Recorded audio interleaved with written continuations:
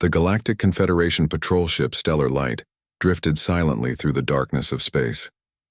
Its sleek blue hull gleamed under the light of distant stars as it patrolled the outer borders of known space.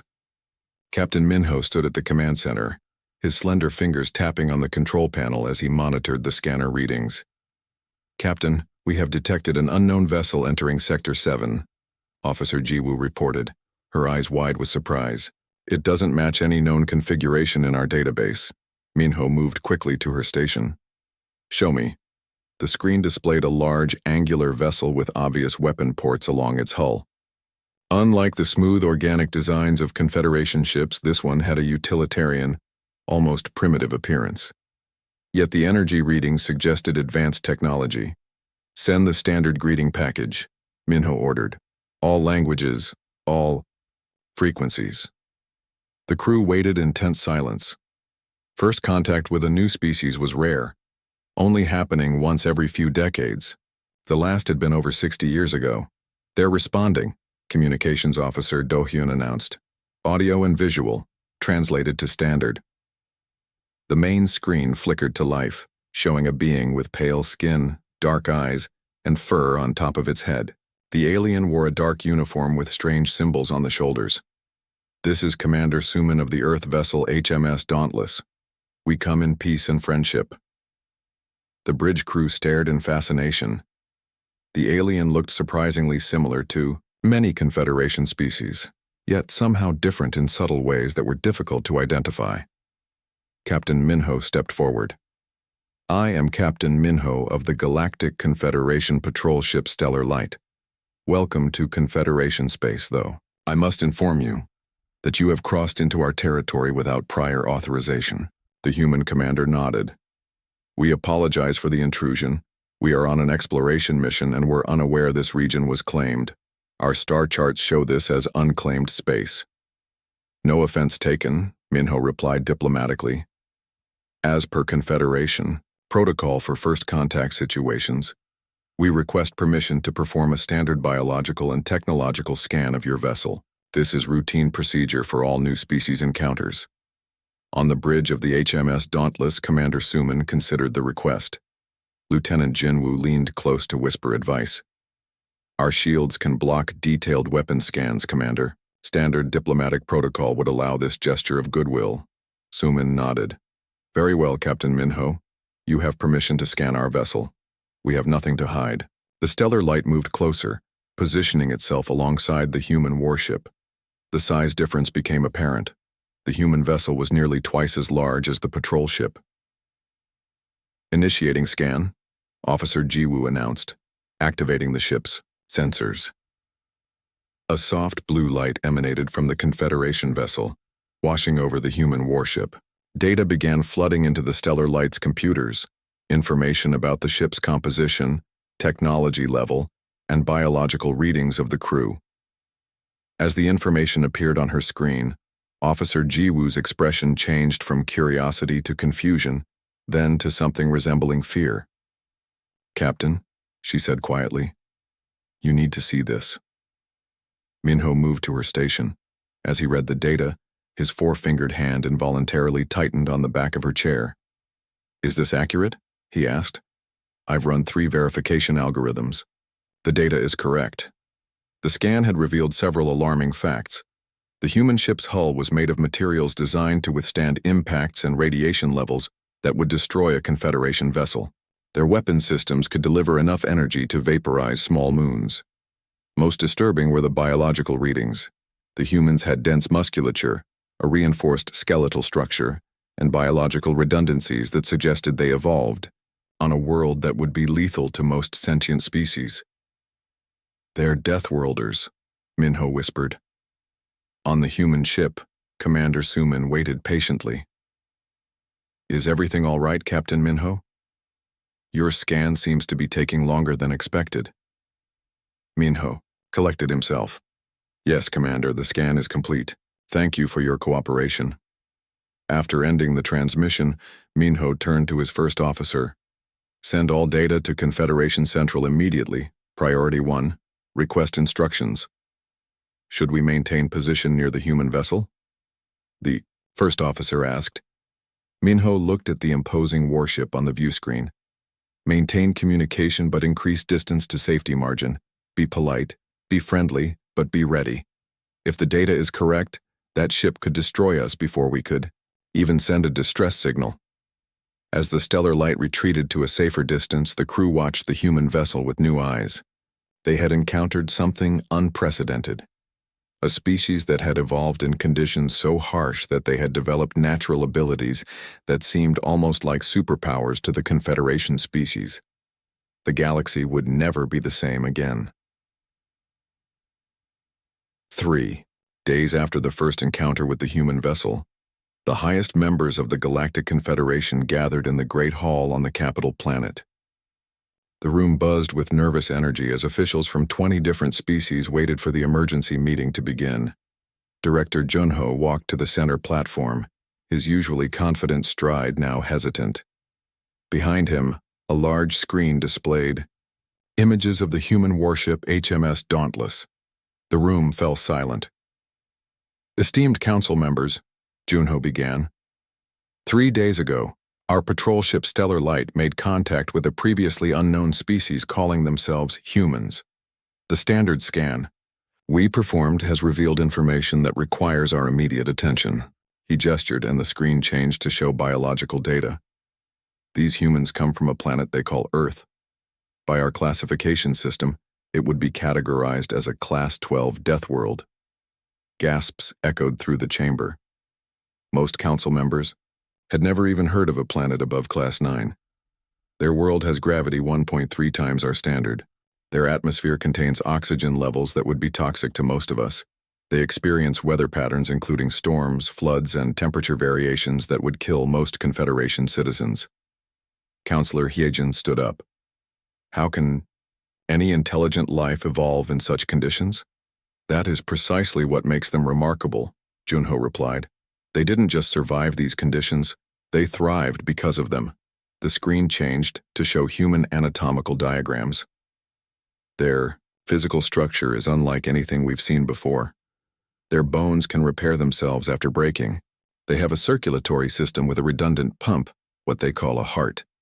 Their immune system aggressively attacks foreign bodies, allowing them to resist diseases that would devastate our populations. Counselor Taewoo leaned forward. Are you saying they're naturally armored? In a way, yes, but that's not the most concerning part. Junho changed the display again. Humans evolved as what they call persistence hunters. They would chase prey animals until the prey collapsed from exhaustion. They can regulate their body temperature through a process called sweating. They can run for hours without stopping. The council members exchanged worried glances. Moreover, Junho continued, when humans are threatened or stressed, their bodies produce chemicals that enhance their physical performance. They become stronger, faster, and more resistant to pain, a biological response their scientists call adrenaline. They sound like perfect warriors, Counselor Hyejin said quietly. That was our first conclusion as well, Junho nodded. But then we examined their cultural database. The screen displayed images of human art, literature, and philosophy. Humans have developed more ethical frameworks limiting violence than any species we've encountered.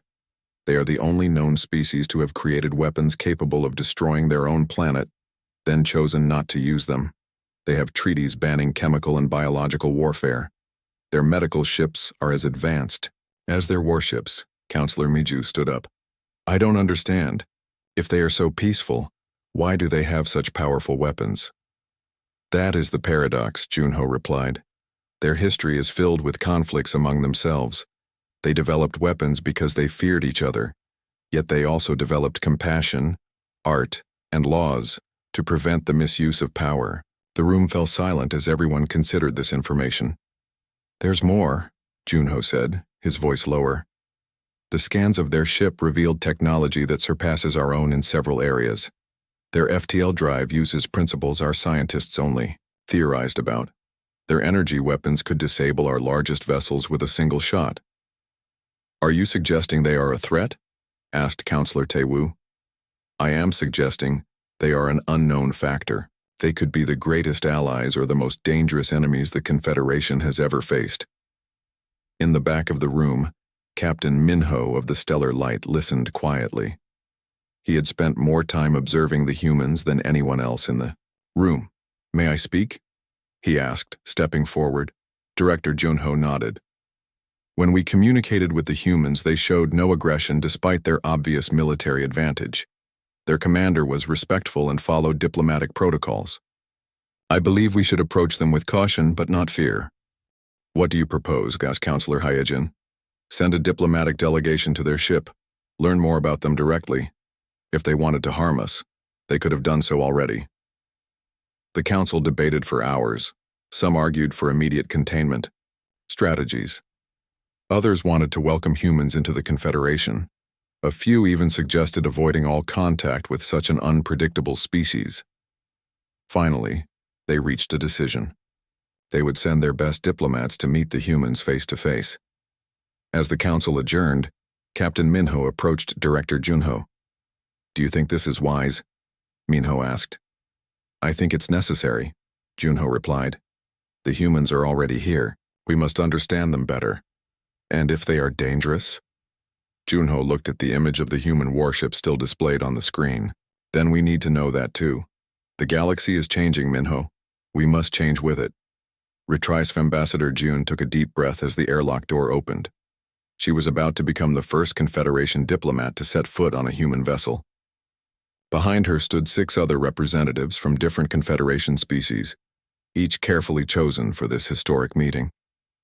"Remember," she whispered to her team, "observe everything but remain calm, no matter what we see."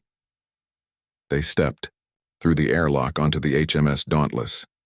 Immediately, June felt the increased gravity pulling at her body. Though they had prepared for this with special suits that helped support their muscles, the sensation was still uncomfortable. A line of humans stood waiting. At the front was Commander Suman, who bowed slightly. "Ambassador June, welcome aboard the Dauntless. We are honored by your visit." June noticed how effortlessly the humans stood in this gravity. Their bodies were solid and dense compared to her own slender frame. "The honor is ours, Commander. The Confederation looks forward to learning more about your people." The human smiled. "We've prepared a reception area with adjusted gravity and atmosphere settings for your comfort. Please follow me." As they walked through the corridors of the warship, the delegation couldn't help but stare. The ship was unlike any they had seen before.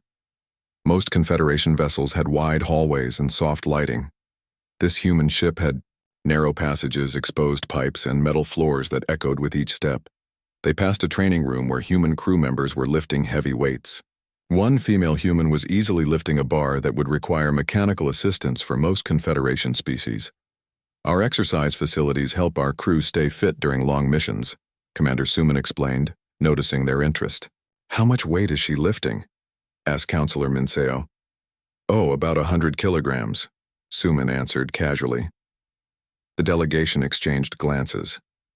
The average Confederation citizen could barely lift 20 kilograms without assistance. In the reception room, the humans had thoughtfully provided appropriate seating and reduced the gravity to match Confederation standards. The air was also adjusted to lower oxygen levels. "We've prepared a small cultural exchange," Suman said. "Some Earth foods that should be compatible with your biology, and information about our history and societies." As they talked, Lieutenant Wujin entered the room carrying a large metal container that seemed impossibly heavy. He set it down effortlessly.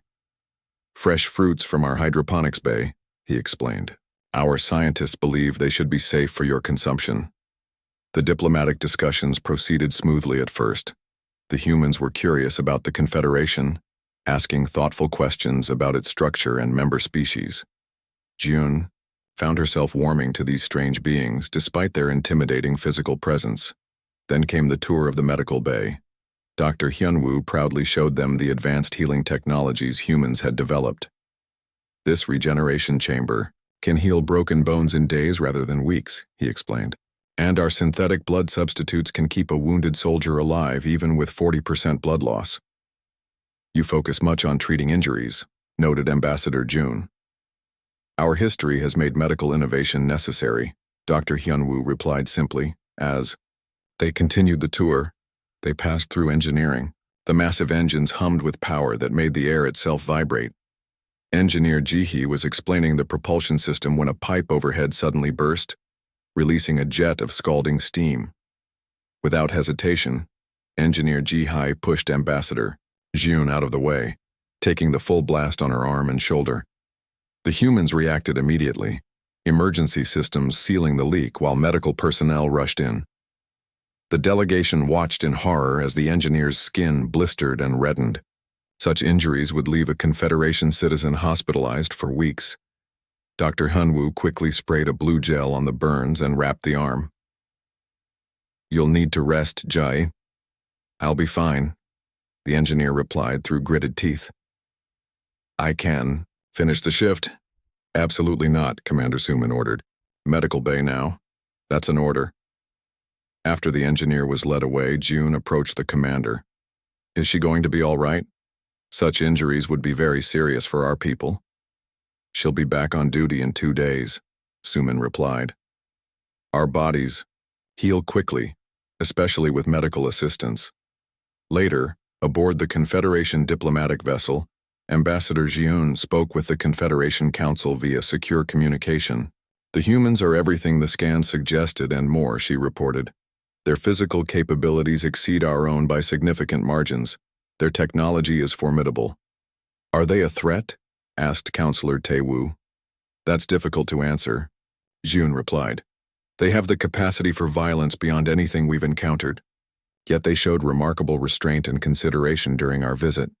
One of them was injured, protecting me from harm." "The Council remains divided," Tae-woo said. "Some believe we should limit contact until we understand them better. Others see potential allies." "What do you believe, Ambassador?" asked Counselor Hyojin. June thought about the human engineer who had unhesitatingly stepped in front of dangerous steam to protect her. "I believe," she said slowly, "that they are dangerous in a way we've never encountered before. But I also believe they are trying very hard not to be." The emergency alert sounded during the middle of diplomatic talks on the HMS Dauntless. Commander Suman excused herself and hurried to the communication station where Lieutenant Wu Jin was receiving. "An urgent transmission." "What is it?" Suman asked. "Distress call from a Confederation mining colony on Nebus 5, Wu Jin replied. "They're under attack by the Black Void pirates, 12 ships. The colony has 5,000 civilians, including many children." Ambassador June had followed Suman to the bridge. Her face paled at the news. "Nebus 5? That's one of our outer settlements. Our nearest defense fleet is 3 days away at maximum speed." Suman checked the navigation display. "We can be there in 5 hours." June looked surprised. "Commander, while I appreciate the offer, this conflict doesn't involve Earth. The Confederation Council hasn't approved any military cooperation." Suman's expression hardened. "Ambassador, there are 5,000 civilians under attack. We have the means to help." "The Black Void pirates are notorious," June warned. "They have destroyed entire Confederation patrol groups. Their leader, Captain Grimm, is wanted for crimes across 7-star systems." "How many ships in their fleet?" Suman asked. 12 heavily armed vessels." Suman nodded. "Lieutenant Wu Jin, set course for Nebus 5, maximum speed. All hands to battle stations." As the human crew rushed to prepare for combat, Ambassador June watched with a mixture of concern and admiration. These humans were about to risk their lives for people they had just met. "You should return to your shuttle," Suman suggested. "This could be dangerous." "No," June replied firmly. "I will stay and observe. The Council should know what happens here." 5 hours later, the HMS Dauntless dropped out of FTL near Nebus 5. The small planet came into view, its single large settlement visible on the day side. Around it, 12 black ships fired on the colony's weak shields. "Shields at maximum," Lieutenant Wu Jin reported. "Weapon systems online." "Open a channel to all ships," Suman ordered. Wu Jin nodded. "Channel open. Attention pirate vessels. This is Commander Suman of the Earth warship HMS Dauntless. Cease your attack on this colony immediately and withdraw, or we will respond with force." A harsh laugh came over the communication system. A scarred alien face appeared on the main screen. "One ship? The Confederation sends one ship?" Captain Grimm sneered. I have 12 vessels and 200 warriors. Leave now and I might let you live. Suman ended the transmission and turned to her tactical officer. Target their lead ship's weapon systems only. Warning shot. A beam of bright energy shot from the Dauntless, striking the pirate flagship with surgical precision. The weapons array exploded, leaving the rest of the ship intact. All ahead full, Suman ordered. Engage attack pattern Delta. Ambassador June gripped the back of a chair as the human warship accelerated toward the pirate fleet. She had never seen such a direct approach to combat. Confederation tactics relied on caution and overwhelming numbers. The pirates responded by focusing fire on the Dauntless. Energy beams struck the human shields, which flared bright blue but held. Shields at 80%, reported the tactical officer calmly. The Dauntless fired again, disabling 2 more pirate ships with precise shots. The remaining pirates began to scatter, but 3 ships broke away toward the colony. They're heading for the surface, Wu Jin warned. Looks like they plan to take hostages. Launch strike team, Suman ordered. In the shuttle bay, 20 human Marines in combat armor prepared to drop to the planet's surface. Their leader, Captain Deho, checked his team's equipment one last time. Remember, our priority is civilian protection, he told them. Stun weapons first. Lethal force only if necessary. The shuttle launched, racing toward the colony while the Dauntless continued to engage the remaining pirate ships in orbit. On the surface, the pirates had broken through the colony's main entrance. They moved through the streets, threatening civilians and searching for valuable hostages. They never expected opposition. The human shuttle landed at the edge of the colony. The Marines deployed rapidly, moving with a speed and coordination that seemed almost impossible. Captain Deho's voice came through their helmet communicators. Team 1, secure the north entrance.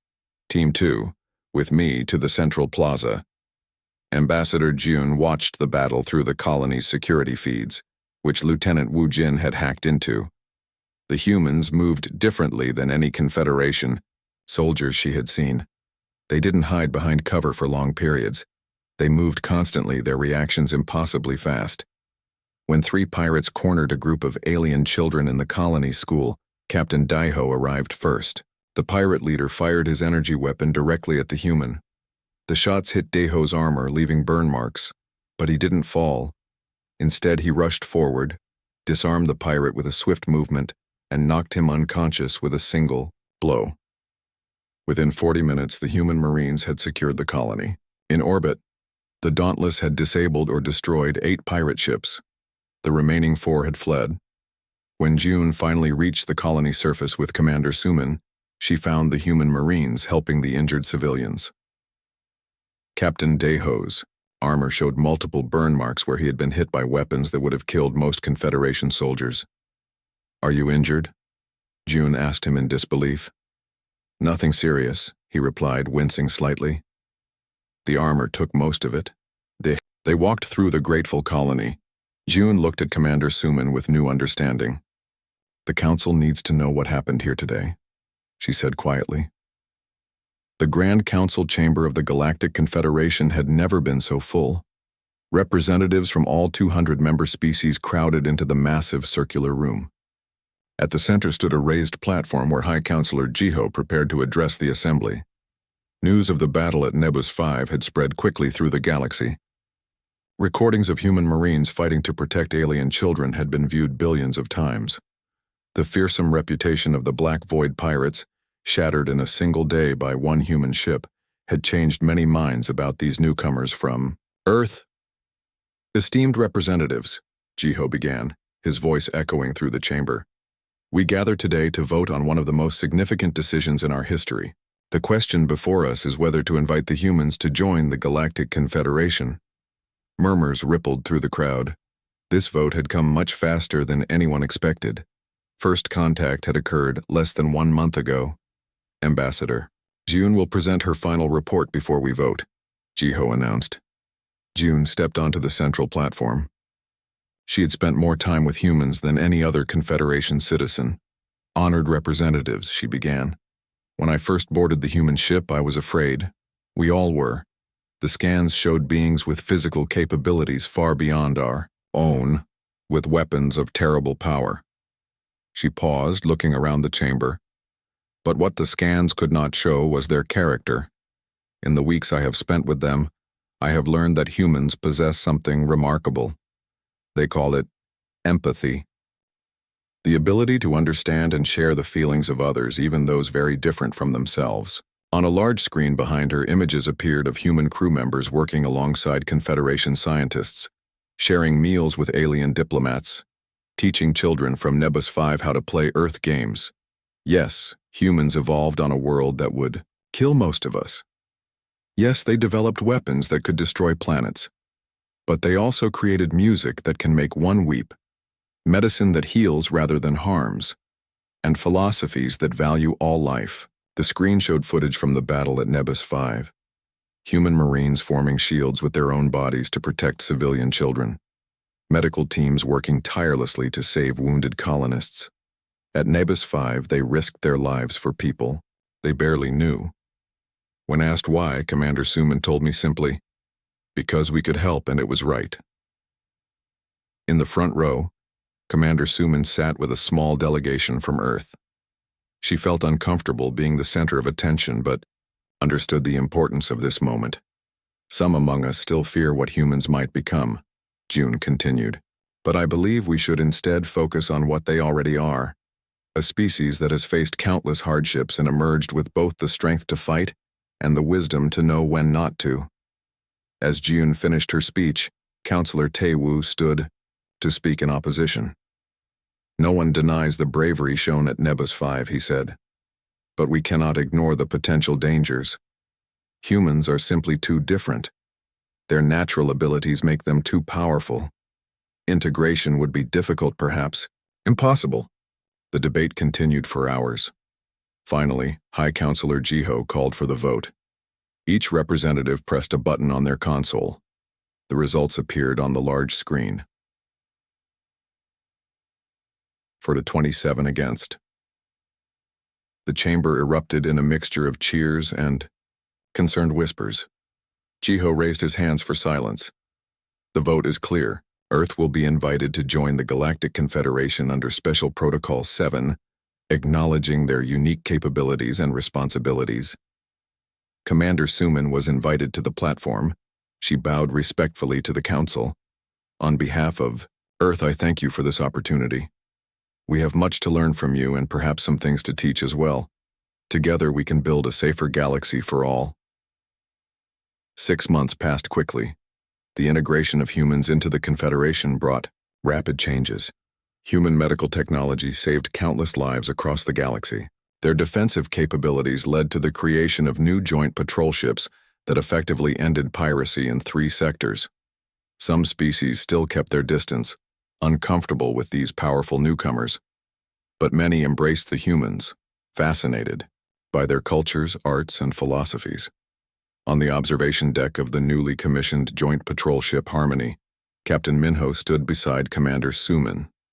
Through the viewport, they watched the stars streak by as they patrolled what had once been dangerous space.